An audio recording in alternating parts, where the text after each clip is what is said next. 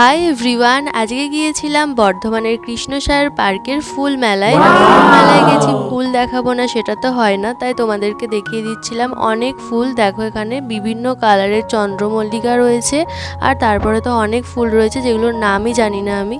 এরপরে চলে গিয়েছিলাম একটু সাজগোজের দোকানে। এখানে কাঠের পেতের বিভিন্ন জিনিস ছিল, আর এই কাঠের টেবিলগুলো এতটাই সুন্দর, যদি আমার বাড়ি নিয়ে আসা যেত আমি তাহলে নিয়েই আসতাম। আর এরপরে চলে গিয়েছিলাম এই দিঘির পাড়ে একটু হাঁটতে আর কেত মেরে ফটো তুলতে।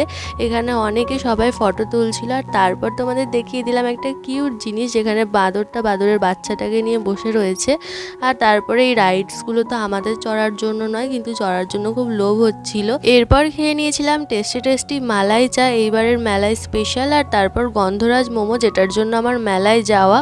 আর তারপরে ঝর্ণার লাইটিং দেখে বাড়ি চলে আসি। আজকের ব্লগটা এতটাই ভালো লাগলে লাইক আর সাবস্ক্রাইব করে দিও। বাই।